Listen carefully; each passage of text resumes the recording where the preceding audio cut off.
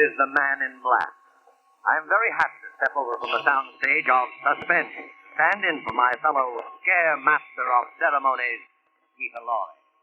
Mr. Lorre had to attend a special conclave of the International Association of Witches, Goons, and Creeps, of which he is a charter member.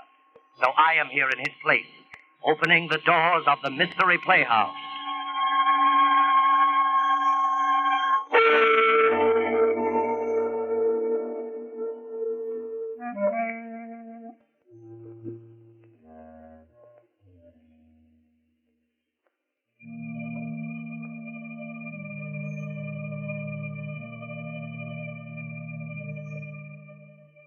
Tonight, the Mystery Playhouse has been fortunate enough to secure the services of that light-hearted raconteur of murder, horror, and the supernatural, the laughing boy of the inner sanctum, Raymond.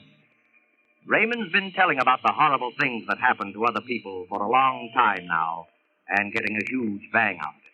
But tonight the tables are turned, and he finds himself on the receiving end, which seems like poetic justice indeed.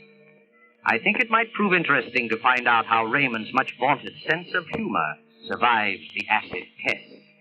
So follow me to the home of the squeaking door, little house of 1,000 horrors, the inner sanctum.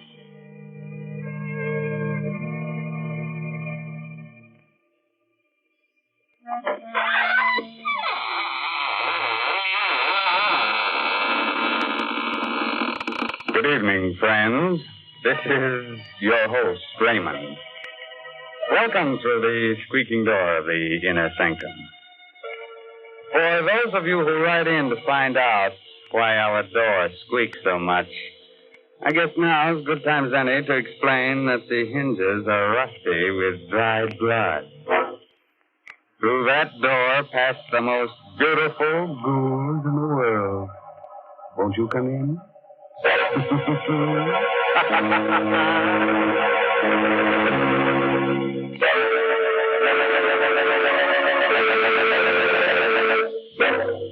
Well, friends, are you ready? Good. Now remember, if you must scream, do it with your mouth closed, so you won't annoy the rest of your family.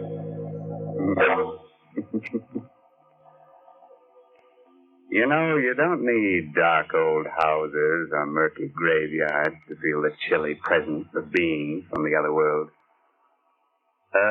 Last week, just after I completed my broadcast, I was called to the telephone. And I picked up the receiver. I heard... Hello, is that you, Raymond? Yes. Are you going to be at home tonight? Yes, why do you ask? Because I'm going to drop by. Something I want to ask you about. Try to be alone. Who are you? Don't you remember me? Well, the voice is familiar, but I can't quite place it. I'm Gideon Blake. I'll see you later, Ray. Goodbye. Now, there's nothing unusual about a call like that, except one thing. 10 years ago, my friend Gideon Blake was killed.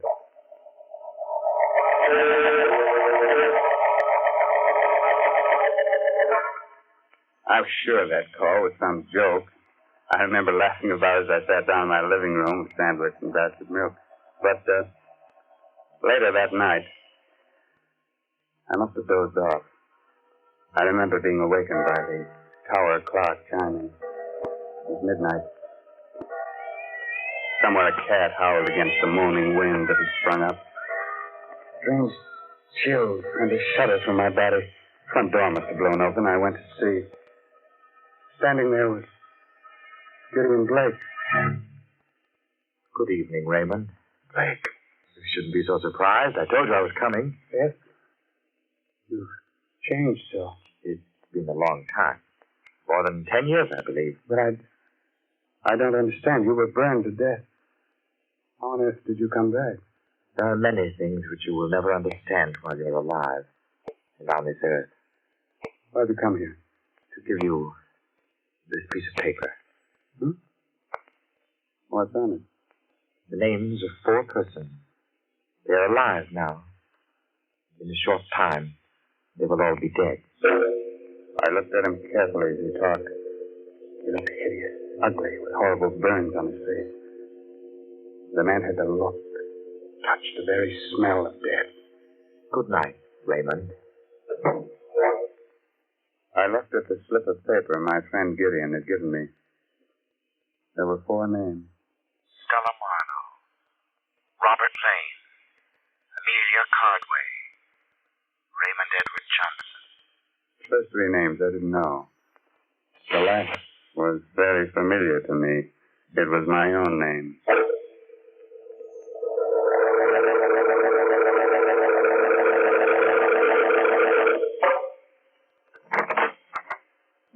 Oh, hello, Raymond. Sit down. Thanks, Inspector Dorr. Cigar? No, thanks. What about that piece of paper I gave you? How'd you get it? I told you. Look, I'm a cop, Raymond. When I believe a story like that one, you can call the little men in the white coats. Oh. No, I'm sorry I bothered you, Inspector. Let's forget it. I can't forget it. Why? Because Blake wrote that note. Are you sure? We checked the handwriting. It's his. So are the fingerprints we found on it. How do you figure it? I don't yet. I am waiting for you I to told tell you me. everything. Hey, wait a minute. Maybe Blake's really alive. He got burned to death 10 years ago. Are you sure? Positive. We checked every angle of his death at that time because we thought he might have been murdered. Murdered? I never heard about that. Oh, Blake was with the department, you remember, working on a homicide case. The Laura Wilcox case, you remember? Vaguely. We figured someone might have polished him off, but nobody did. It was an accident. Was this Wilcox murder ever solved? Well, no. Maybe those names I gave you have something to do with the Wilcox case. Why don't you check them? I did. None of your names figure. These people never heard of the Wilcox murder. Hey, Inspector, Yeah, what do you want, Gibson? weren't you interested in some information about a dame named Stella Marlowe? Yeah. She was the first name on that list you gave me, Ray. What about her? I just came through on the ticker. Stella Marlowe was found dead. Murdered.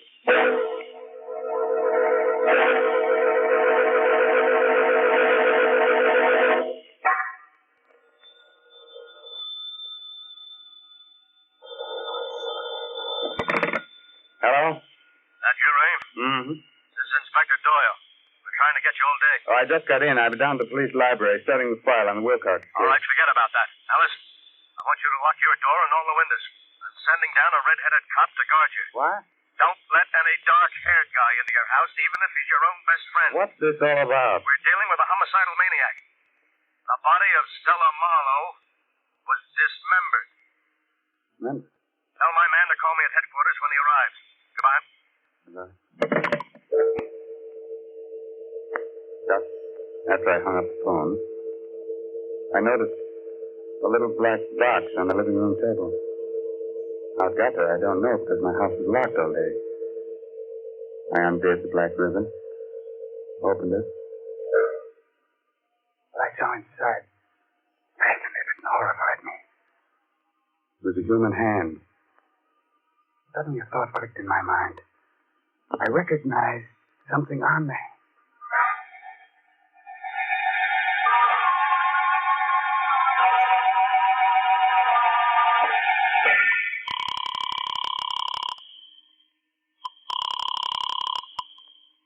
Hello, Inspector Doyle speaking. Inspector, this is Ray Johnson. Yeah, what is it? Did you ever find out what happened to Stella Wilcox? Huh? She's the stepdaughter of the murdered Laura Wilcox. Why do you want to know? Well, she was suspected of the murder for a time. Listen, will you drop that angle? Will you just answer 1 or 2 questions? Did the killer dismember the whole body in the Stella Marlowe murder? Just the hands. Fine. Did she have on a large diamond ring, the 3rd finger on the left hand? Yes. Friends say she wore it all the time, but how do you... I've got it here. Someone sent me a hand with a ring on it. What? And get this, there's a name engraved inside the ring. The name is Laura Wilcox. What? There's a scar on the thumb. There was a scar on the left thumb of Stella Wilcox's print in your file. I took a fingerprint. The prints on the hand and the fingerprints of Stella Wilcox are identical. Are you sure? Yes. Stella Marlowe and Stella Wilcox are the same person. Did you find anything else there? Yes. Black hair on the fingernails. I'm coming down to your place as fast as I can get there. Goodbye. Goodbye. The front door slammed a second after I hung up. I turned around. Coming toward me was a man with jet black hair.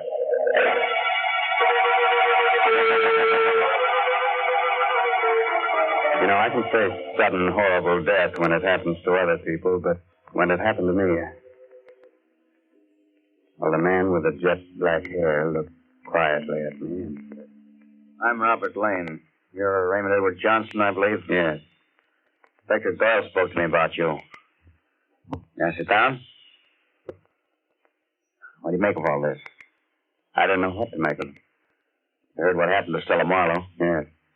You know that's not her real name? Yes, she was the stepdaughter of Laura Wilcox, but I do know. I think I know more about this than you imagine. Is your name really Robert Lane? Why? There was a chauffeur in the Wilcox home, a man named Lowry. I wonder... There's no harm in telling you now. Yeah, I'm that chauffeur. And Amelia Cardway? She was Mrs. Wilcox's maid. Now, Johnson, the murder of Stella didn't come exactly as a surprise to me. Why? She poisoned her stepmother with the help of the maid, Amelia Cardway.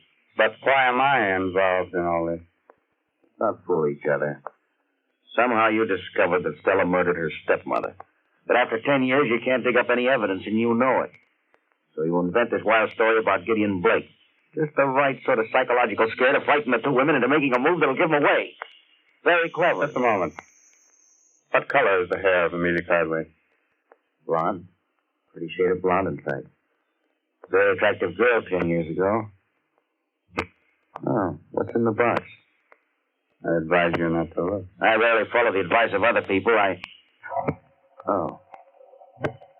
Where'd you get this? Someone left it here this evening. That ring. Old Lady Wilcox gave that to Stella on her 18th birthday. That's the hand of Stella. I understand why you asked about the hair, Johnson.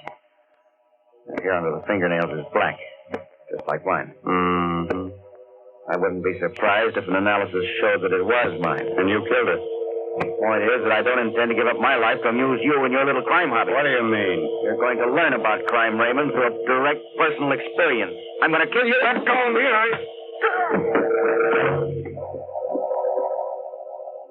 He was a powerful man. His blow dazed me. I struck my head against the furniture. I lay down the floor dazed. Like a slow-motion picture, I saw Lane approach and lean over me. A long knife in his hand. You didn't expect to stir up this hornet's nest, did you? Crime and murder is very amusing, isn't it? Well, you'll find out just how funny it is.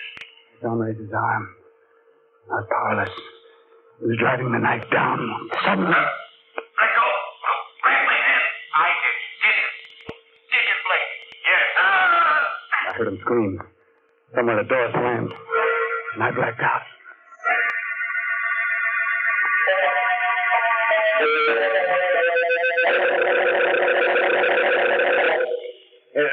Here, get up, right? There you are. You're okay now. Come on, get up. Inspector Doyle. Hey, what happened here? Found you on the floor, out like a light. It was Lane, the Wilcox chauffeur. He tried to kill me. Lane? Lane's dead. There's the body. Huh? Did you kill him, Ray? No. Where does Amelia Cardway live? A few miles from here, why? We've got to get over there right away. She killed the old lady, and she might have killed Stella, too.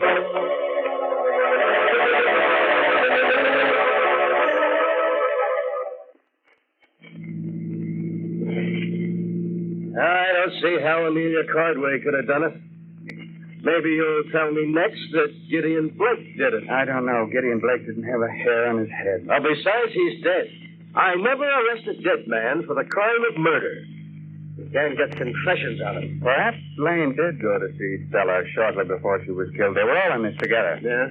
They told you they didn't know each other to protect themselves. Now, that still doesn't explain how the hand got to your place, or why Gideon Blake came back from the dead, or why we found those black hairs under the fingernails. Say, I've got an idea about the hand. Yeah? I think it was dismembered so that you would never know that Stella Marlowe was Stella Wilcox. Huh? She changed her appearance, but she couldn't change her fingerprints. Well, then, who left it at your place, and why?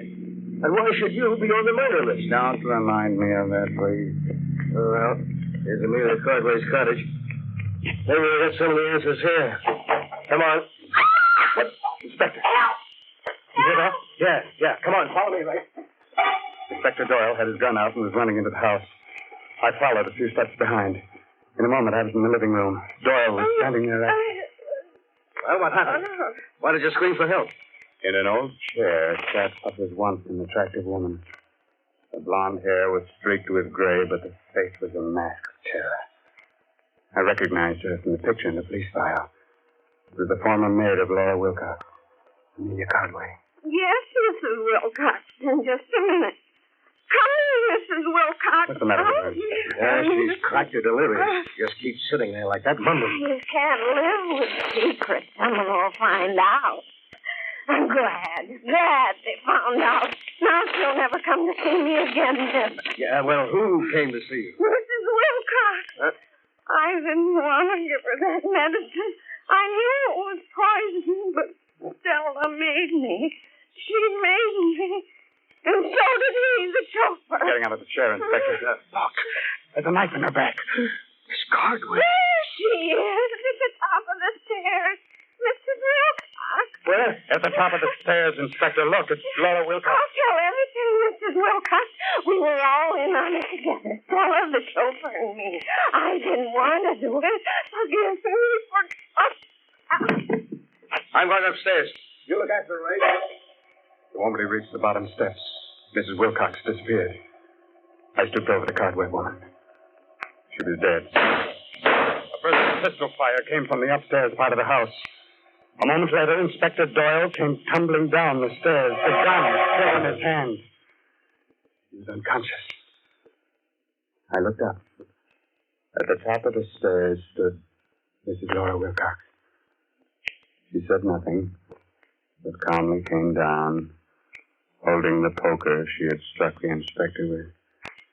She bent down, took out the knife from the body of the dead Amelia Cardway. I was too startled, too frightened to move. Suddenly the woman took off her hat, her wig, and there stood Gideon Blake. You'd better go now, Raymond. I don't understand that disguise. Look there. The entrance to the dining room. Fire. Yes. Fire. You'd best leave at once. Those flames are spreading rapidly. Take Inspector Doyle with you. Blake, hurry. Yours is the last name on my list, you know. He didn't have to say any more. I dragged the inspector through the door. Gideon Blake turned, smiled at me, and walked directly into the flames. That was the last I ever saw of him.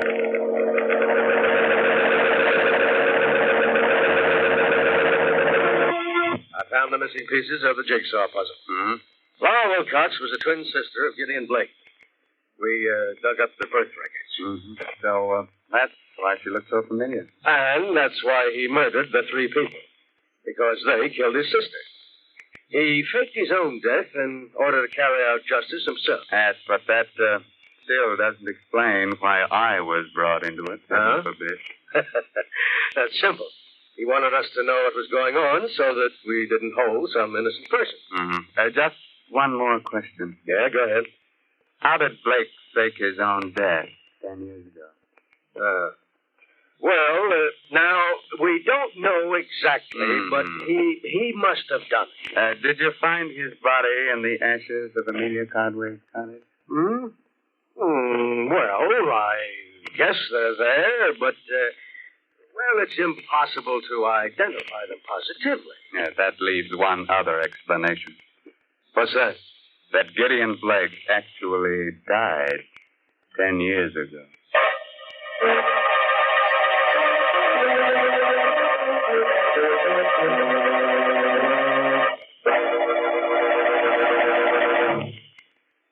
A word of advice, naturally. When you get killed, don't let your murderer slice your hands off. Because then you can never put the finger on it. Good night. Pleasant dreams.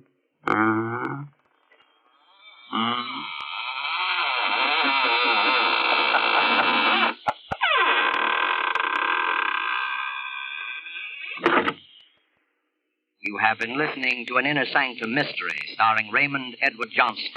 Tonight's presentation in the Mystery Playhouse. At this point in our program, Peter Lorre tells me we usually go to the green room for a preview performance of our next Mystery Playhouse attraction.